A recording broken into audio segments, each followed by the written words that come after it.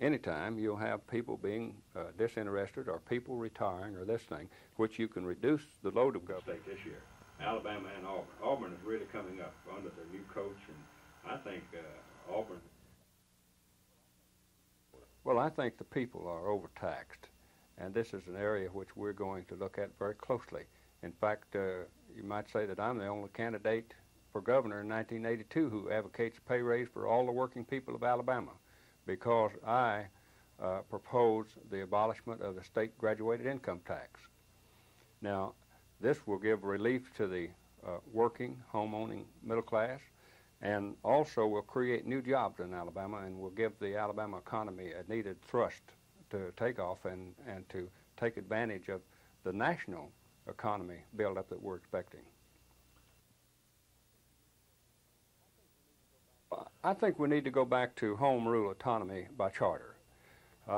This then will relieve the legislators in the state of Alabama to conduct the state business. Presently, they're tied up so much on local bills, which should be handled at the local level. They don't have time to pass a budget in a normal session, which sometimes results in calling a special session at a cost of about $1 million per each special session. I think this is tremendous waste of the taxpayers' money to have all these special sessions. So if we go back to home rule autonomy by charter, then this will free the legislators of taking care of these local bills, and they'll be able to handle state business and do it all in a regular session.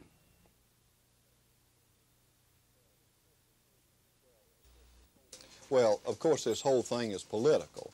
He's way behind, and he's trying to take some of the sting out of the fact that I'm known all over as Walking Wendell Mitchell. Frankly, I think it's pretty low to try to use fundraising for cancer for political purposes, and I'm not going to be part of it.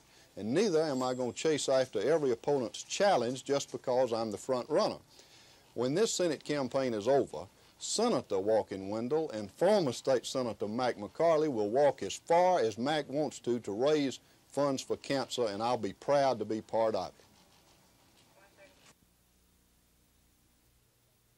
2 years ago, Dr. Ralph Savage was suspended as president of Chattahoochee Valley Community College for violating state school board policy as it relates to student enrollment and travel vouchers.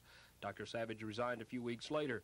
Subsequently, he was indicted and convicted of lying to a grand jury investigating possible ethics violations. Now, state examiners say Savage owes the state more than $3,100 from excessive travel expenses, gasoline purchases for private autos, long-distance phone calls charged to the school, and other financial irregularities. The auditor's charges are based on a period of time from October 1977 until April 16, 1980, when Dr. Savage resigned. According to the audit, the school has other problems, including full-time employees who are also full-time students, inappropriate use of school money for intercollegiate athletic competition, not following the state bid law, and insufficient documentation of receipts and disbursements. The chancellor of the two-year college system, Dr. Howard Gundy, says he'll follow up on the audit and look into ways to improve and speed up audit procedures of the state's two-year colleges. In the meantime, Dr. Ralph Savage has declined to pay back the money, and the case has been turned over to Attorney General Charles Graddick. Dennis Latham, WSFA TV News.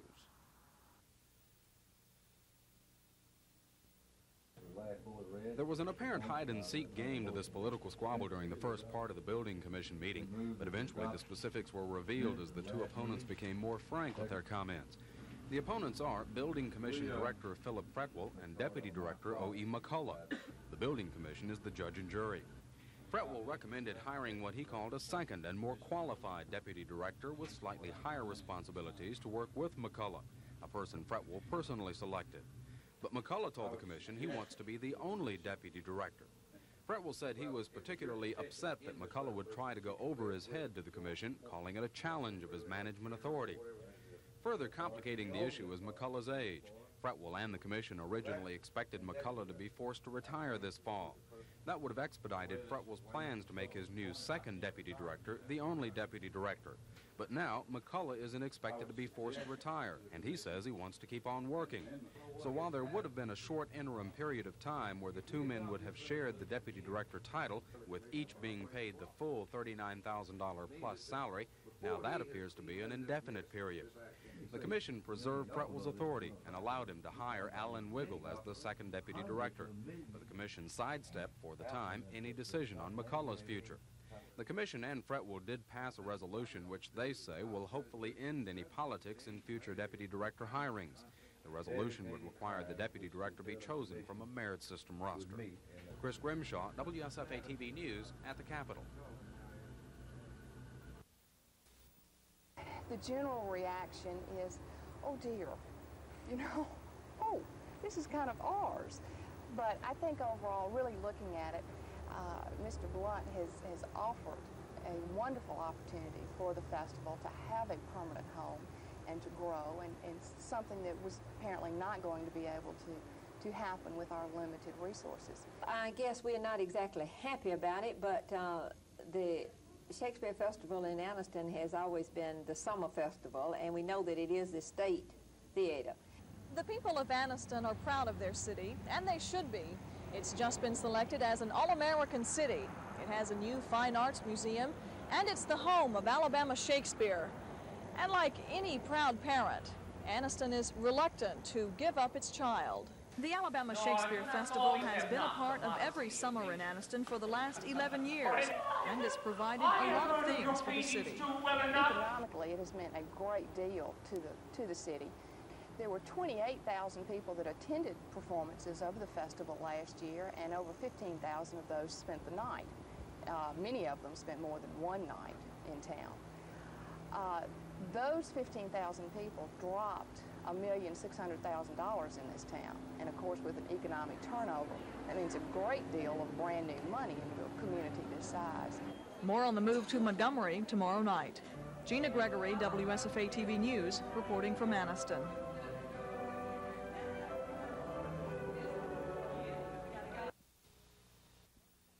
Nationwide, 1.7 million black Americans don't have jobs. In Alabama, 82,000 blacks are out of work, according to State Industrial Department figures. Since the Reagan administration began cutting back on social programs, black leaders have criticized Reaganomics and its effects on blacks. But now, some black officials are urging their colleagues to stop complaining about their economic problems and do something about them. That suggestion was made by Atlanta Mayor Andrew Young and has been copied by black mayors in Alabama. Mayors like Johnny Ford of Tuskegee, who runs a small, predominantly black city, agree with that self-help philosophy. We're concerned about jobs, not only jobs, but we're concerned about owning a piece of the pie in this nation. We're concerned about those major corporations and businesses that depend upon minority America for billions of dollars and don't channel resources back into minority America. We think that must be turned around. Mayor Ford says the strategy among black mayors nationwide now is to take the $175 billion purchasing power that blacks represent and channel it back in their communities.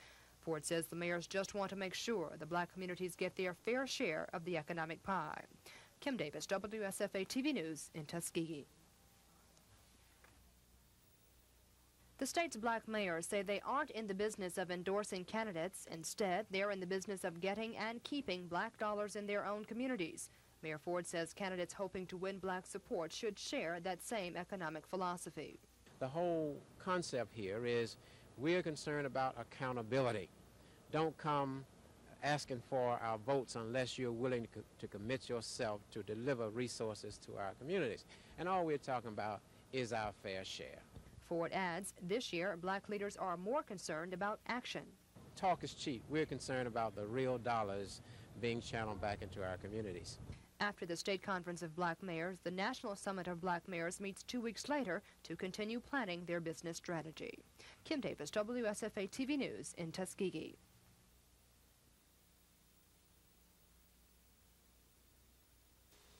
Walking down the street and they get mugged, right? And the mugger would take some... O negative too? Yeah. O negative, B negative. B negative, we got one. particularly are low on O negative, O positive, B negative, and B positive. We're going to be opening our center until 8 p.m. tonight, also tomorrow night and Thursday night. We're trying to make it convenient so that blood donors can come by after work. We have gotten in this situation because people have gotten busy and forgotten about blood donations this summer, but unfortunately the hospital needs continue. We're working on the case that one of the kindly connected the muggings and the puncturing arm, and this guy who worked.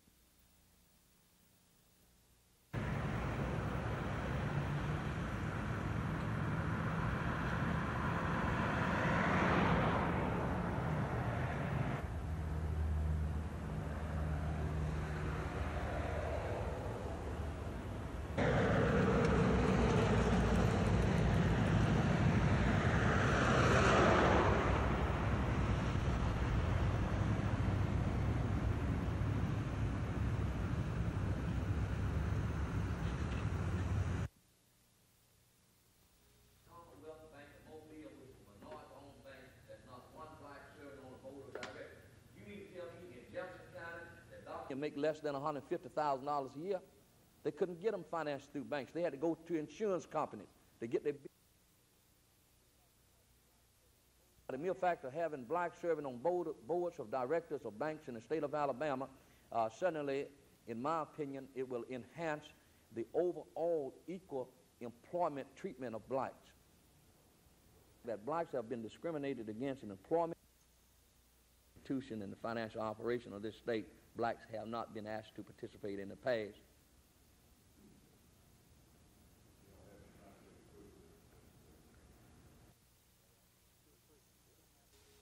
It's to attrition. We don't have to lay off a bunch of people, make a bunch of people unemployed, but there's anytime you'll have people being disinterested. Yeah, when you mentioned this, I thought of a place down on the river down toward on east of back where we're back there.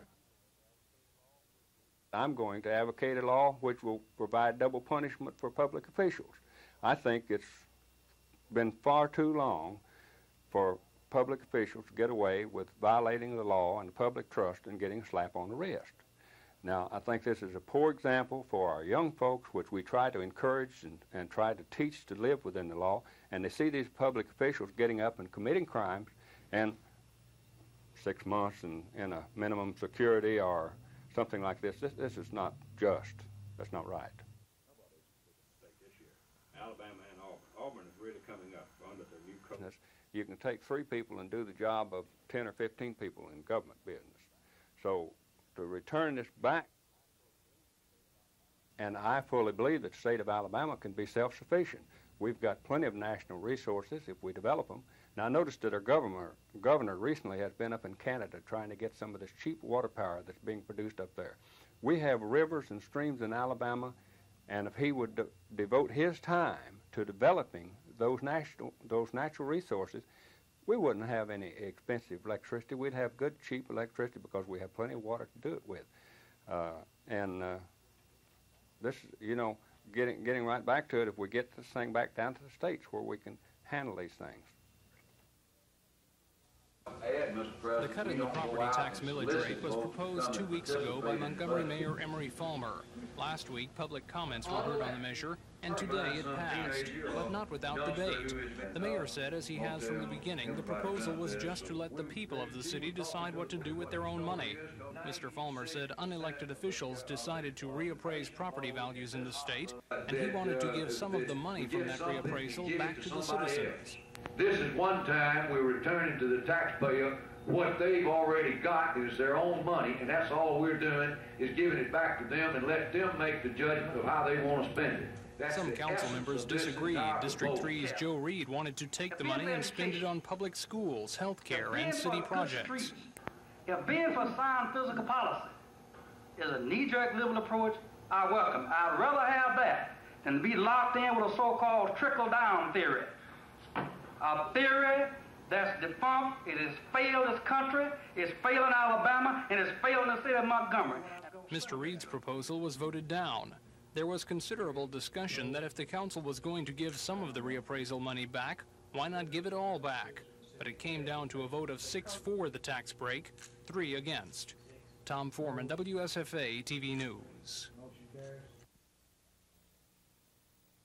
Dr. Ralph Savage was president of Chattahoochee Valley Community College until he resigned amid disciplinary action from the state school board over violation of board policies on student enrollment and travel expenses.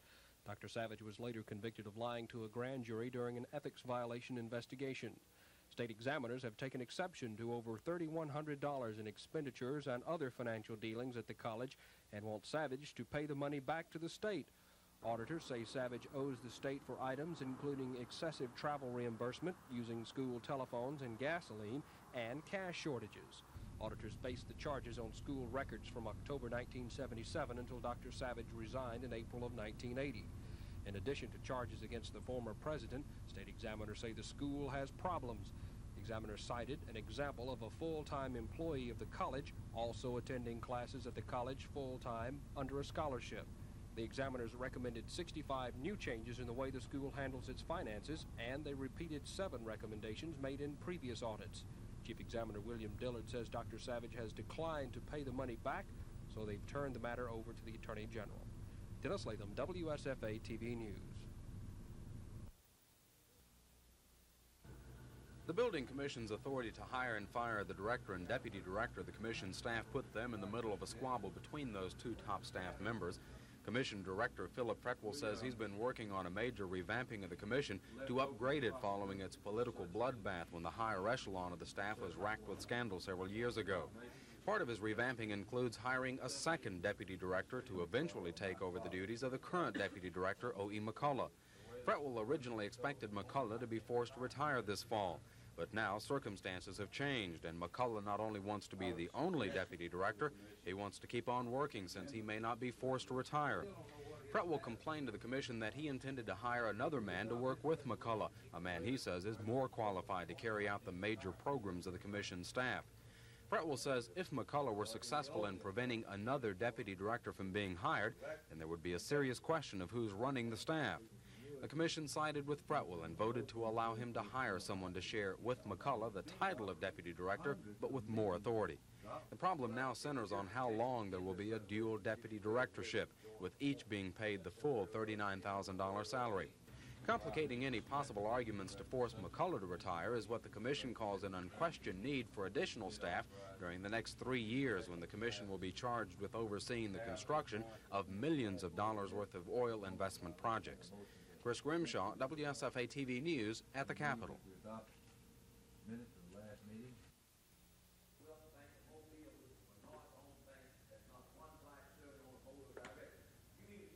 Appoint blacks to the board of directors. If I'm going to introduce a bill in the state legislature in this coming special session to require in the future all banks receiving state charter to be required at that time to include blacks on their board of directors.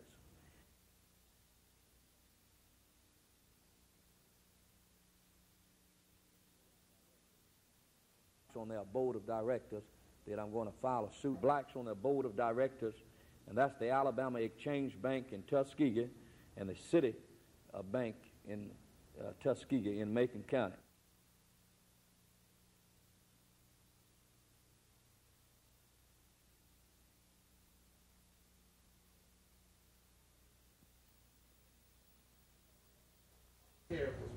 The proposal to cut the property taxes came from Montgomery Mayor Emery Falmer, but it was a proposal that met opposition. Councilman Joe Reed argued that the money from the tax break wouldn't mean much to individual citizens, but collectively the money could be used effectively. Mr. Reed proposed spending the money on public schools, an indigent health care program, and special city projects. But the mayor argued from the start that the money belongs to the people. Mr. Falmer said the only reason the city was getting the extra tax money was because unelected officials ordered reappraisal of property in the state. What it came down to was a 6-3 vote in favor of the tax cut. It left Councilman Reed saying the council was weak, and the mayor said the city can't be all things to all people. Tom Foreman, WSFA TV News.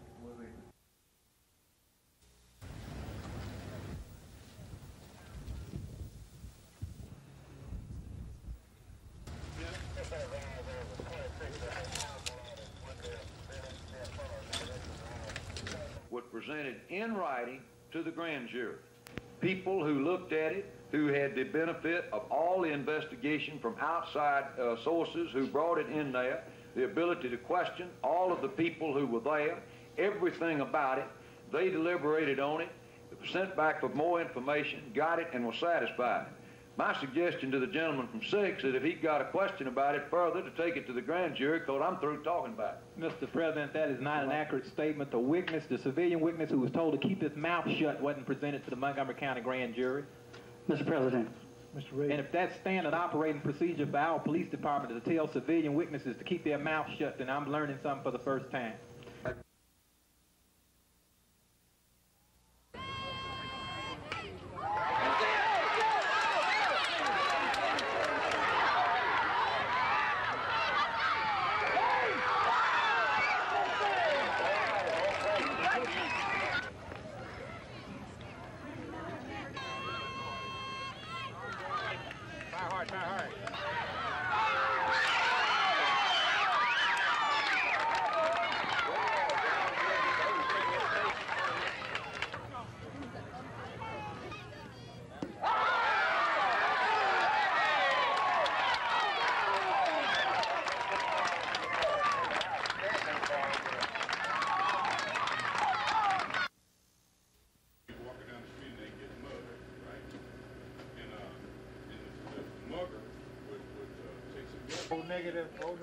O negative too? Yeah. O negative, B negative. B negative, we got one. We're working on the case. We had one of the crimes that highly connected the muggings and the punching on. And this guy who worked. It's to attrition. We don't have to lay off a bunch of people, make a bunch of people unemployed, but there's all time, anytime you'll have people being disinterested. Yeah, when you mentioned this, I thought of a place down on the river down toward, on east of that, over back there. I'm going to advocate a law which will provide double punishment for public officials. I think it's been far too long for public officials to get away with violating the law and the public trust and getting a slap on the wrist.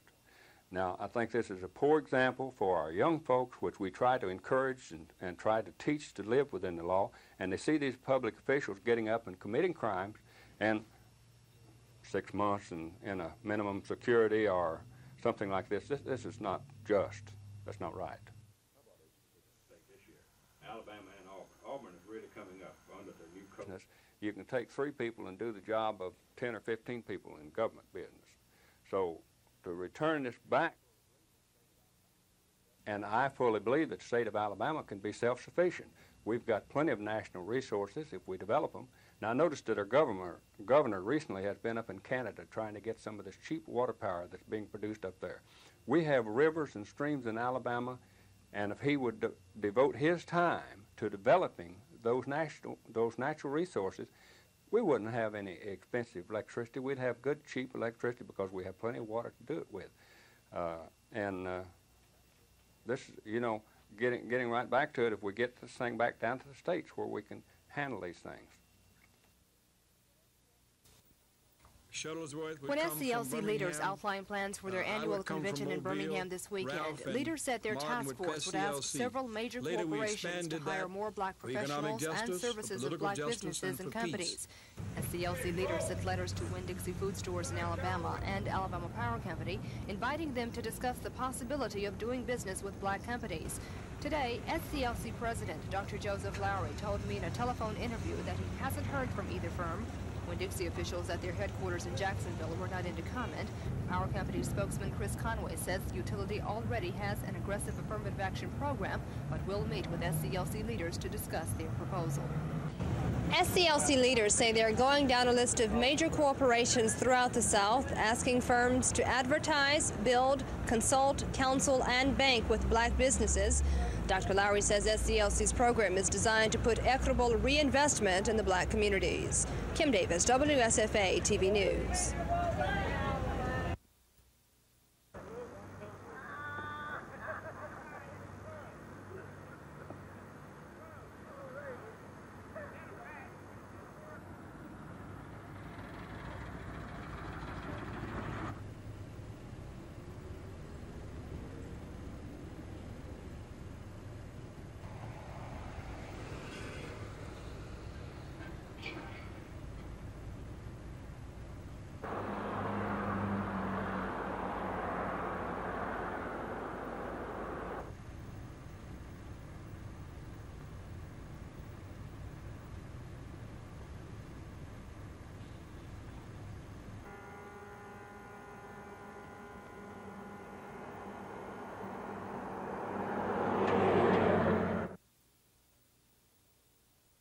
This year, more than $100 million will be spent running the state's 43 junior colleges and technical schools.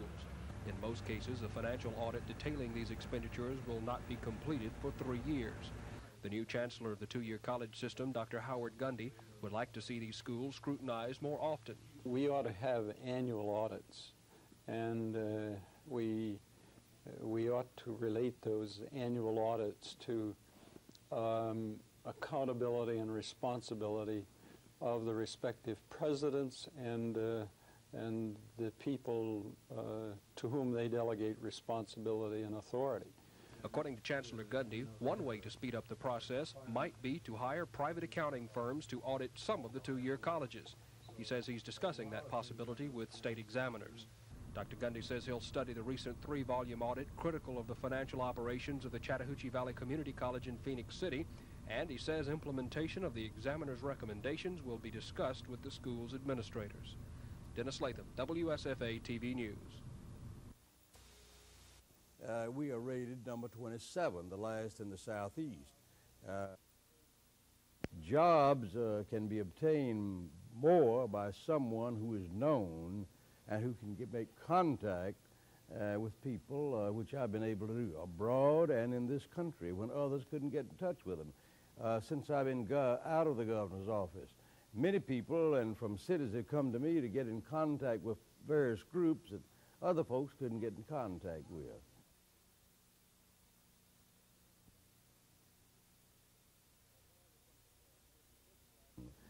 When I become the governor, if it looks like that the pension system is in the condition some say it's going to be in, that it's going to collapse, of course we'll try to reform it.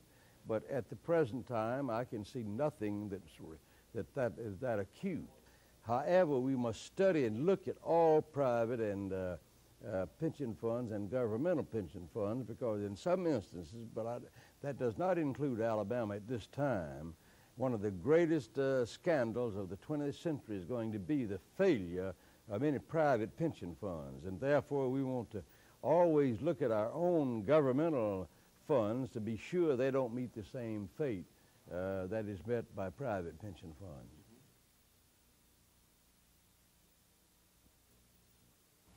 This horse is healthy. Its owners want to keep it that way. So this afternoon it was vaccinated against equine encephalomyelitis, or sleeping sickness, a disease that can affect not only horses, but also humans. And the virus actually destroys the nervous system cells. Montgomery veterinarian Robbie Crum says the disease is transmitted by mosquitoes. The insects bite infected animals like small rodents and birds, and then pass the disease along to horses and people. It shows up in horses as a loss of appetite and a fever. Go from there into a nervous system type depression, where the term sleeping sickness comes from. Oftentimes they'll stand in the stall with the head against the wall out. Many of the infected animals eventually die. There have been no cases of sleeping sickness in Alabama this year, but Florida, Georgia, and South Carolina have all had outbreaks. So Alabama vets are stressing preventative medicine here, looking out for the horses and the people too. Tom Foreman, WSFA TV News. Smith, who's being held in the Chilton County Jail on robbery charges, was transferred to the Dallas County Courthouse this morning. Dallas County Sheriff Cotton Nichols beefed up security at the courthouse after he learned of a threat against Smith's life. Members of Mrs. Ware's family and Smith's family were in court to hear the proceedings before District Court Judge B.M. Childers. District Attorney Roy Johnson called Jeanette Reed, an employee of Coastal Industries, as the first witness. She told the court she saw Smith shoot Mrs. Ware and her husband shortly after the couple arrived for work. Reed says Smith and his former wife got into an argument, and after Mrs. Ware kicked Smith, she was jerked from the car, pistol whipped across the face, and then shot twice by Smith. Reed says from the time Mrs. Ware was approached by Smith until the first shot was fired took only 5 minutes. The court also heard testimony from Travis Barnes, who testified that Smith forced him at gunpoint to drive to a location near Plantersville just 4 days after the fatal shooting. Judge Childers ruled that Smith should continue to be held without bond on the capital murder charge and left bail at $10,000 on the kidnapping charge. The case should be presented to the grand jury at the 1st of next month. If Smith is indicted, officials say it could be sometime in October or November before the case actually goes to trial. Reporting from Selma, Don Phelps, WSFA TV News.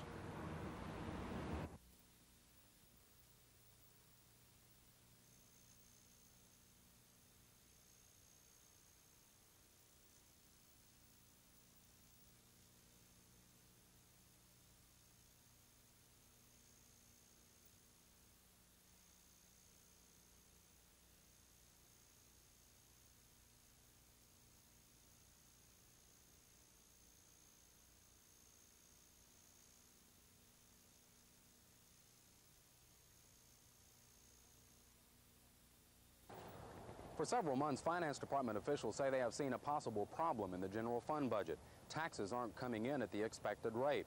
The problem started when the legislature passed a general fund budget for this year based on 2.5% growth. Officials now say 2% might be an optimistic figure at the fiscal year's end in September. Compounding the problem are $14 million in conditional appropriations for mental health, Medicaid, prisons, and the federal government. All expenses going over the expected limitations of the general fund, and all expenses the James administration says it feels it must release this year. But should proration be released, it would automatically cut off any possibility of those conditional appropriations being released. So Finance Department officials say they are trying to avoid formally declaring proration. Instead, they're asking all of the department heads to voluntarily prorate themselves and cut back on all possible expenses. The Finance Department has already taken several steps to ensure that all major expenditures are cleared by it first. And Finance Director Rex Rayner is expected to publicly call for unearmarking of taxes in light of a $50 million surplus in the education budget. Unearmarking prevents the transfer of that $50 million or part of it to the general fund to help it out. And Dr. Rayner is expected to forecast gloom in the education and the general fund budget for next year for several reasons, including the pay raises passed during this election year, what he calls extremely high and optimistic growth projections for next year, and $60 million worth of conditional appropriations promised for next year. Chris Grimshaw, WSFA TV News at the Capitol.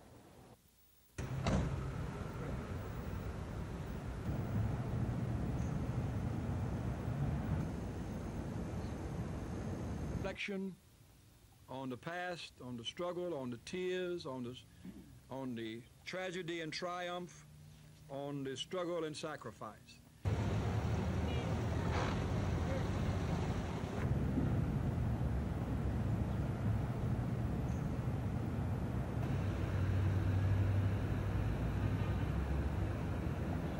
Chain operating in Alabama and Georgia. We are sending messages to the Southern Company on the tragedy and triumph, on the struggle and sacrifice. Chain operating in Alabama and Georgia. We are sending messages to the Southern Company.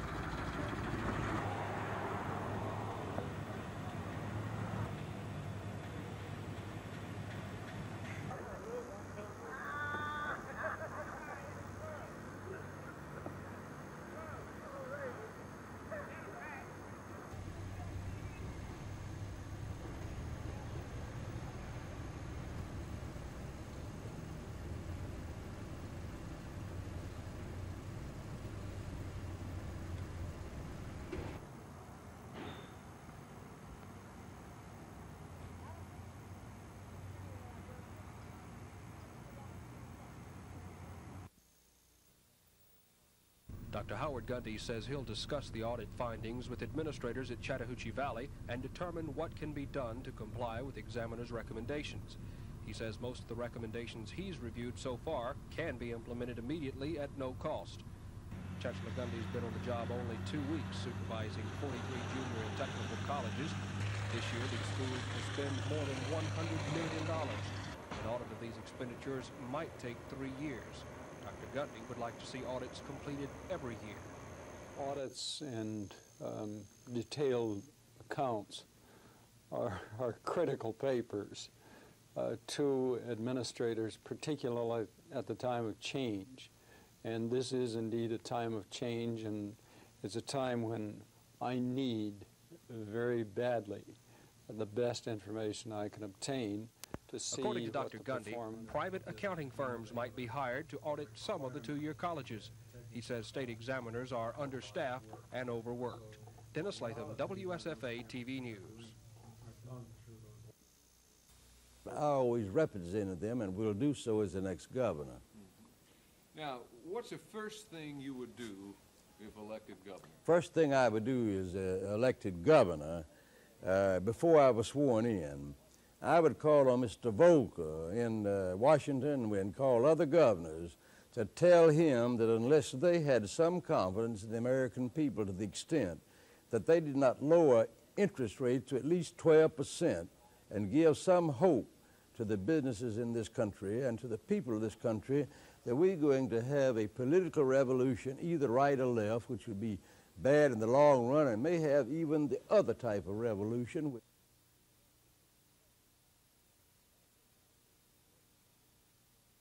Program and overcrowding and things like this. Well, of course, I think in the first place that the federal courts of the country put too stringent requirements on the amount of housing prisoners who commit heinous crimes.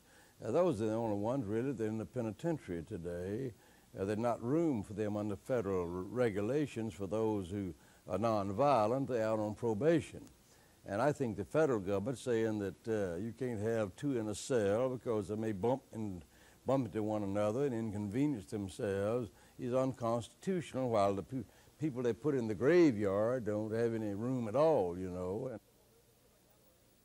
What do you think about the festival moving to Montgomery? I love the idea. It's a long drive up here, and it'll help a whole lot. I think it's going to really benefit all of us. This is my first visit, and it's really fascinating. I'm really impressed with it. On this day in Anniston, Hamlet played before an audience filled with Shakespeare enthusiasts, and part of the crowd was from the Montgomery area on a tour set up by Blunt. The Shakespeare Festival, based here in Anniston, has been looking for a permanent home. This high school auditorium is good for temporary performances, but at the end of every summer season, the company has to move on. Mr. Blunt was approached by the festival for help with the funds for the festival. And in talking with them about their needs, the possibility of their moving came up and was very well received by the festival group. And plans and negotiations went from there to this point. We are really very excited about the possibilities of the festival's expansion. We really don't have much room for growth here. In this building, we can't be in it very long, and it's while it's served us well, it's not a building that we could do a lot of other kinds of work in. And so we are very excited about the possibilities of expanding the work we do and expanding the audience that we touch. Now a site for the new theater must be found and plans drawn up for Montgomery's newest cultural center. WSFA TV News, reporting from Anniston. I like you this play. The lady does protest too much, methinks. Finance Department officials will openly admit that the general fund budget is essentially in proration if this year's tax collections to that fund continue at the present rate. But they also say that they are trying to avoid formally declaring proration. The problem centers on more than $14 million in conditional appropriations, which exceed the expected limitations of the general fund budget. The appropriations include as much as $6 million to help meet prison payrolls and inmate meals, $2.5 million for the mental health system, which the administration is hoping to withdraw from the federal court order, $2.5 million for Medicaid, which has contractual obligations, and $1.5 million to the Federal Emergency Management Agency to pay back a loan for the state's share of grants to help victims of various floods, tornadoes, and Hurricane Frederick. If the expected proration in the general fund were formally declared, the administration wouldn't be allowed to meet any of those conditional appropriations, so the administration is avoiding the formal declaration by asking department heads to voluntarily prorate themselves and cut back on as many expenses as possible. The Finance Department has already taken 2 steps to help the department heads cut back in the form of 2 memos. The first formally suspends all purchasing except for emergency needs. The second stops department heads from tying up any possible year-end surpluses. Chris Grimshaw, WSFA TV News at the Capitol.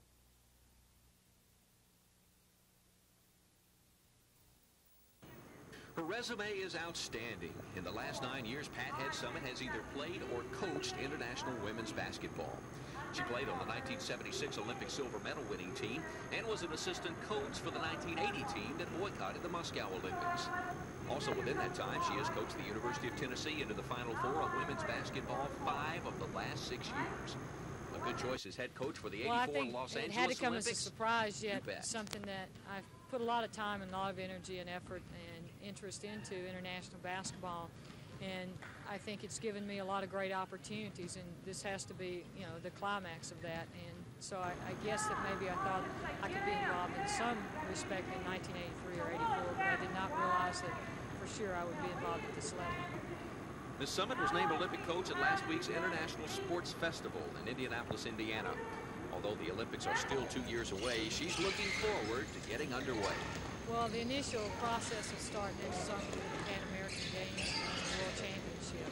And I think there is where we'll have an open tryout, take a look at a lot of people, hopefully give a lot of people some international experience. At the same time, there'll be an open tryout in 1984.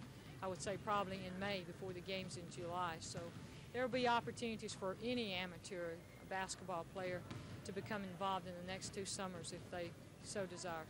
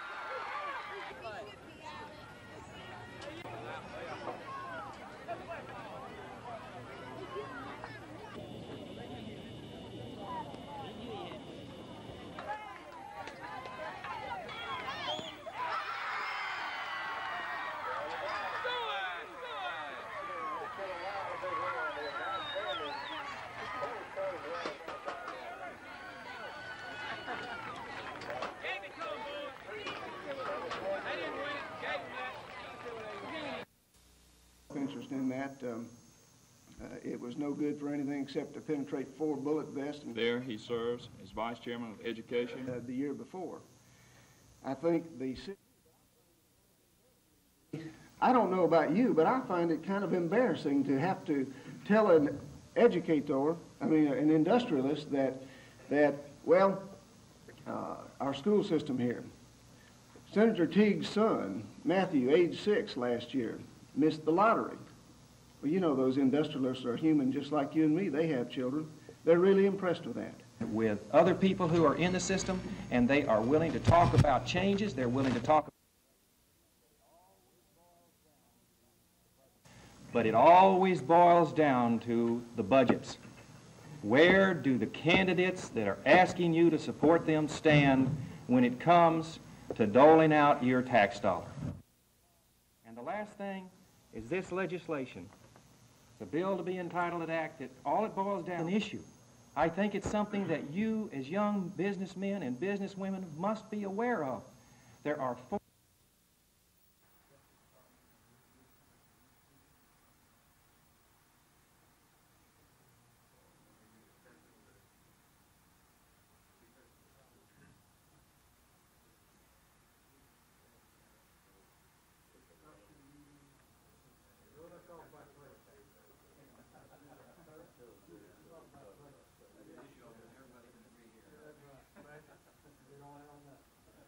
Everybody can agree here.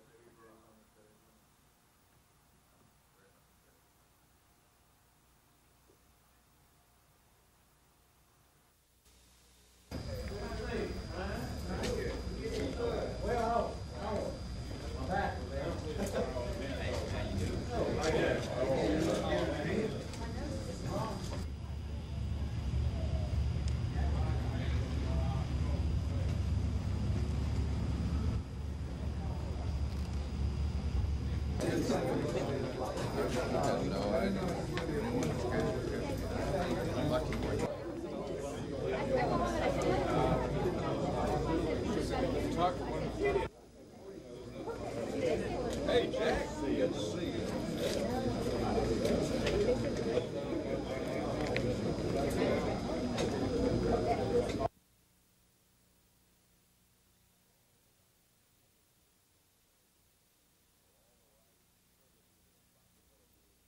Will all the rights, privileges, and responsibilities thereunto appertaining.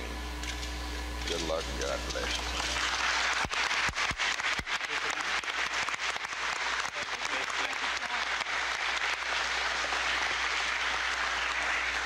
Questions for Dr. Bartlett. Tied to machines with the fancy name of robotics, providing flexible and reprogrammable ways to get repetitive jobs done, which will change the nature of the labor that is called for. It's going to change management, it's going to change labor relations, it's going to require sophistication in The discussions reportedly centered on developing a process for negotiating what the Justice Department officials believe to be violations of Title VI.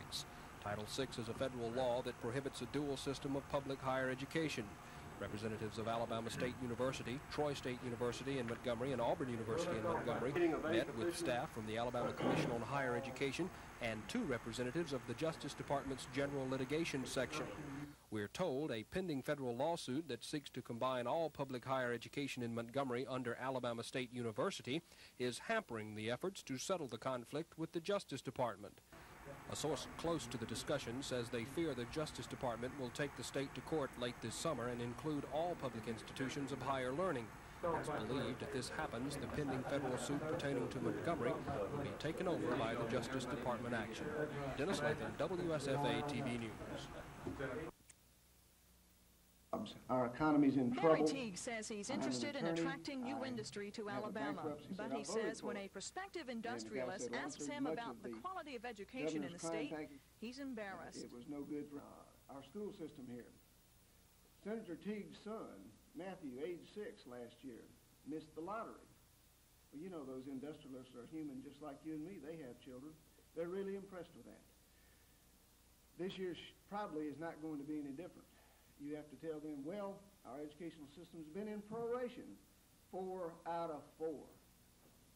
3 to right now, I'm predicting it'll be 4 for 4. Larry Dixon says an important question to ask during this campaign is what pressure groups are trying to get how much of your money. In the House and the Senate, we see a total of over 1,000 bills every time we go into a regular session.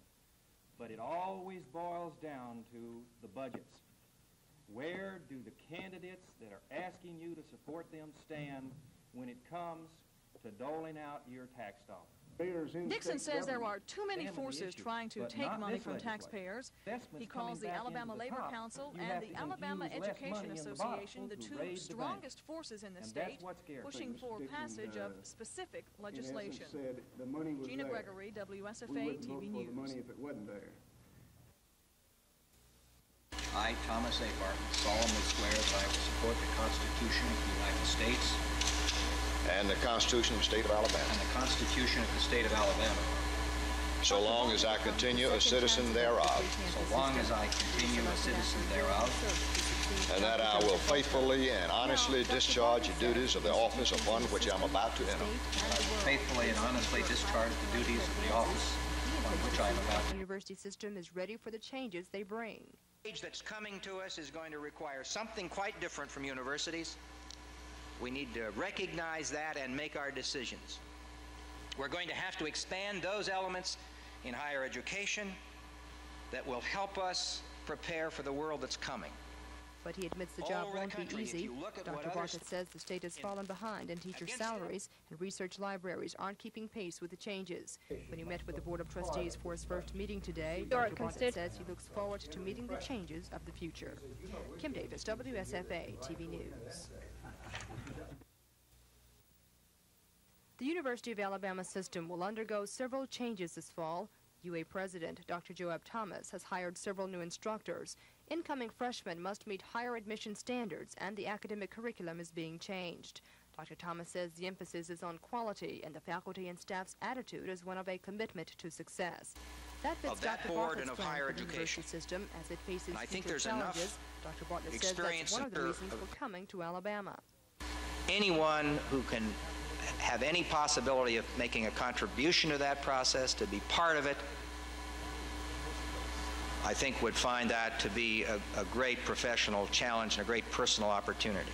And after his swearing in, Dr. Bartlett responded to questions. One was about the Alabama Commission on Higher Education. Greatly increasing the powers of AIC, of Alabama Commission on Higher Education, and putting that in the Constitution could bring with it, in the long term, a kind of politicization of that board and of higher education. And I think there's enough experience in places where that's been tried to say to me, I recognize the problem. I'm concerned about the solution. I don't think it's the right solution. Kim Davis, WSFA TV News. It's going to be up to us in higher education to be... Telephone.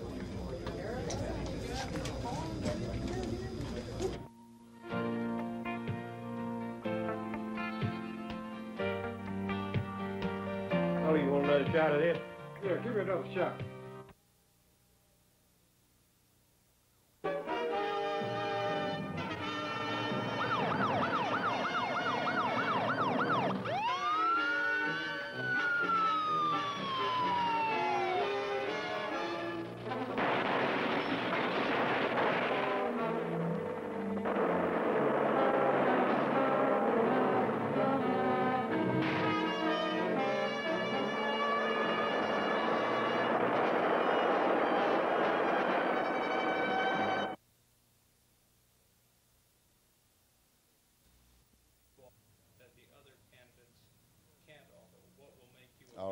All right.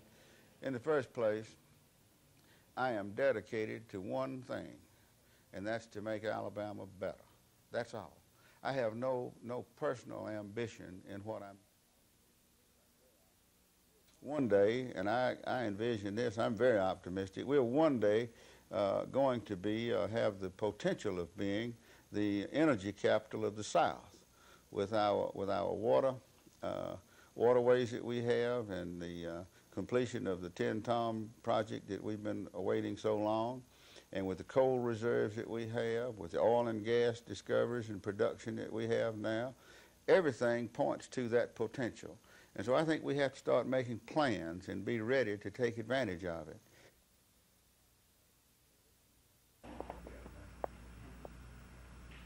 Is there until they came up to Montgomery to budget hearings and presented the proposal. And I would like to think that all systems could gain to change some. If a business or businesses today tried to operate as they did 5 years ago or 10 years ago, you couldn't stay in business. And they're having to make constant changes. And I think we're going to have to do that in education and in all other agencies of government, because this is a changing world, and we're going to have to keep pace with that change.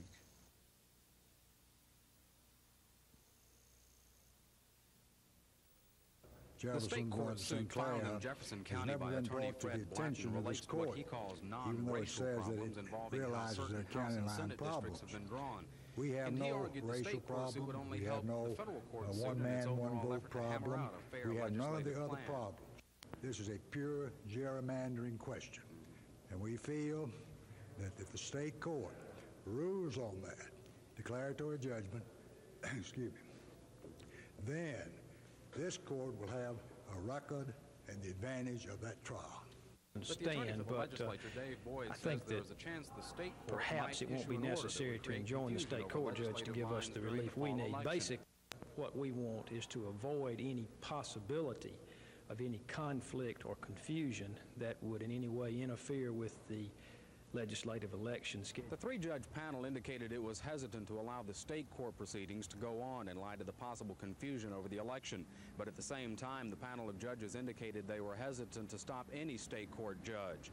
So the three judges alluded to some possible alternatives that would allow the state court proceedings to go on, but prevent any decisions from that state court panel from interfering with the federal court panel's decision on the plan for legislative elections. And if something less than an injunction can accomplish that, then you're satisfied? Oh, yes, absolutely. Chris Grimshaw, WSFA TV News at the federal courthouse.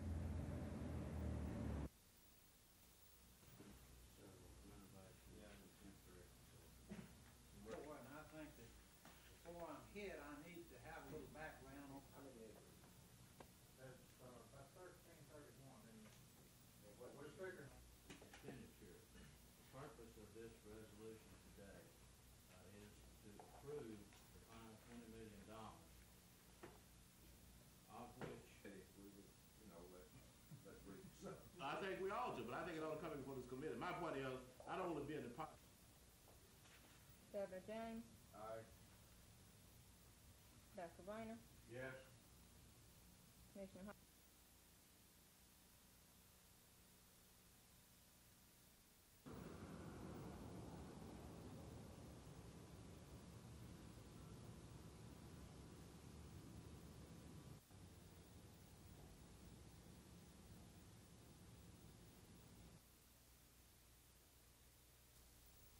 Justice Department officials believe the state has violated federal regulations which prohibit dual systems of public higher education. Administrators from Alabama State University, Troy State at Montgomery, and Auburn at Montgomery met with staff from the Alabama Commission on Higher Education and 2 representatives from the Justice Department's General Litigation Section. We've been told by sources close to the discussions that the negotiations could be jeopardized by a current lawsuit in federal court that calls for the consolidation of Montgomery's public universities under Alabama State University. If the negotiations fall through, we've been told the Justice Department may file a suit of its own, charging the state's entire system of public higher education with maintaining a dual system. This new suit would likely bring in the already existing suit pertaining to Montgomery. Dennis Latham, WSFA TV News. Have a bankruptcy practice. Senator Barry Teague, a 3-month incumbent, wants a full term. Representative Larry Dixon, a veteran politician and member of the Alabama House, also wants the job. Senator Teague says he and Representative Dixon are running an amiable campaign, and in fact, they seem to agree on a lot of issues. However, their voting records on education differ widely, according to Mr. Dixon. He quoted an article in the Alabama School Journal, a newspaper published by the Alabama Education Association, showing that Dixon had voted right on 3 education issues and wrong on 14, while the article said Mr. Teague had voted right 100%. Dixon says AEA is one of the strongest forces in the state, pushing for specific legislation to be passed. Dixon says another strong lobbying group is the Alabama Labor Council. He says that group approached him about supporting 3 bills for reinstituting the prevailing wage law, repealing Alabama's right to work bill, and collective bargaining with binding arbitration.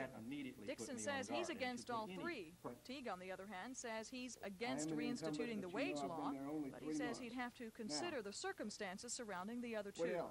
Teague says education and attracting industry are 2 of the most important issues in the campaign, and to him as a senator and a candidate. Gina Gregory, WSFA TV News. Much of it I'm concerned with, because I do know that. No, we talked about constitutional officers that pay tied and hired judicial.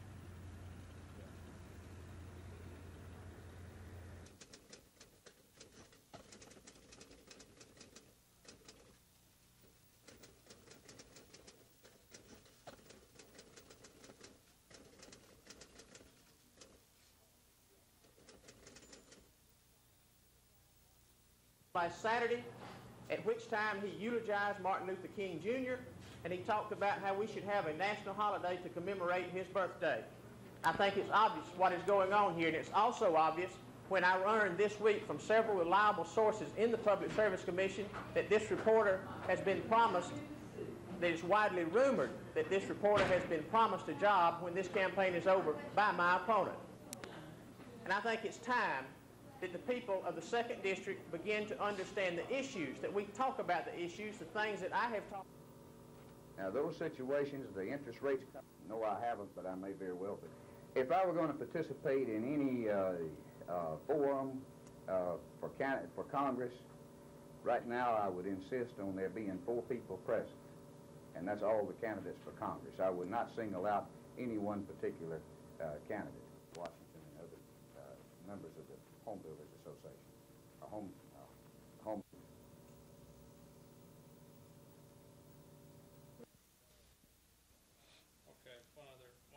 Let me mention one other thing that I think is very important to this state. This is getting back to some issues.